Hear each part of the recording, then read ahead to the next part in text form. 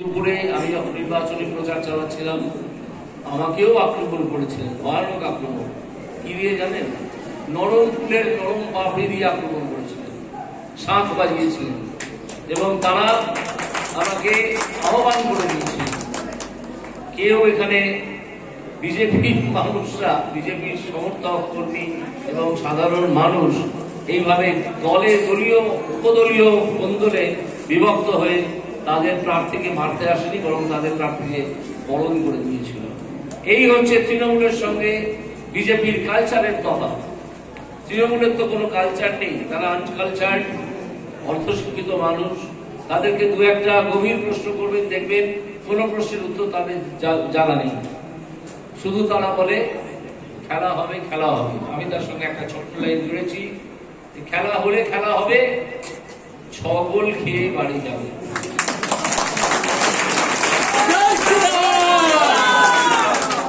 আপনারা এটা বলে দেবেন। একটি ডেঙ্গু ছোকরা এখানে প্রচার করতে এসছে, প্রার্থীও হয়েছে, তাকে পাল্টা দিয়ে দেবেন যে খেলা হলে খেলা হবে, 6 গোল খেয়ে বাড়ি যাবে। দেখবেন তারা ওই সিঁড়ির তলাতে লুকিয়ে পড়েছে। বিশেষ আর কিছু বলবো না, আমার বক্তব্য দীর্ঘায়িত করবো না। আমাকে একটি কথা মনে করিয়ে দিলেন উনি, সেটা হচ্ছে এখানে এমএলএ তিনি একটু সন্ত্রাস করার চেষ্টা করছেন।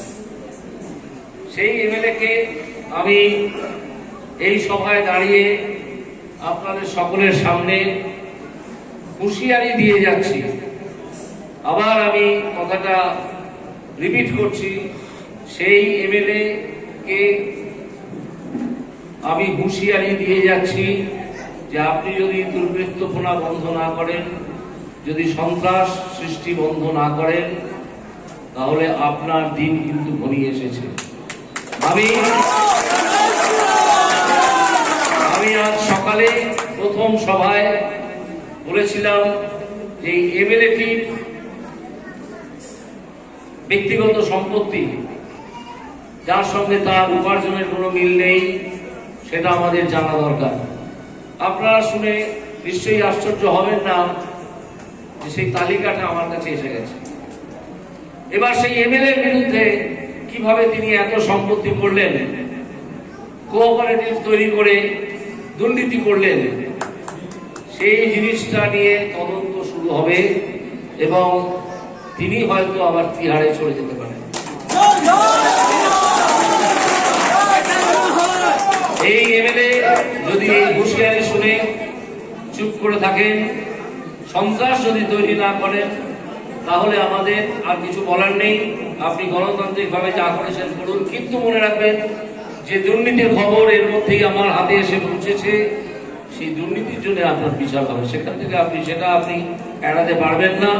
আপনার দিদি বা তার আত্মীয় স্বজন বা তার লোকজনেরা এইখান থেকে আপনাকে মুক্ত করতে পারবেন না। ফলে আজ সকালে এই ঘটনা শোনার পর আপনি জেনে রাখুন, বিপদে আপনি পড়ে গেছেন। সাবধানে থাকুন, গণতান্ত্রিকভাবে কাজকর্ম করুন। যদি বিন্দুমাত্র সন্ত্রাসের কথা আমি শুনি, তাহলে সেই সন্ত্রাসকে কিভাবে মোকাবিলা করতে হয় আইনি মতে সে আমরা জানি। আর আপনার ব্যক্তিগত সম্পত্তি নিষেধ নিয়ে কিভাবে আপনাকে কোণঠাসা করে দিতে হয়, কিভাবে আপনার বিরুদ্ধে যাতে তদন্ত শুরু হয়, সে কাজ আমরা করবো। এটা আপনি জেনে রাখুন, এটা করবোই।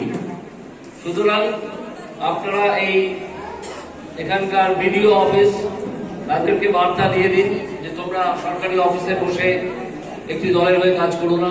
1 নম্বর, আপনাদের কাছে যে কাজগুলোর কথা আমি বললাম, 1 নম্বর। 2 নম্বর হচ্ছে সেখানে যে কন্ট্রাকচুয়াল ওয়ার্কাররা আছেন, তারা একটা মতলব নিয়ে কাজ করছেন, এই খবর আমরা পেয়েছি। তাদের নাম এবং ঠিকানা এটা জোগাড় করে আমাদের রাজ্য নির্বাচনী কার্যালয়ে পাঠাবেন।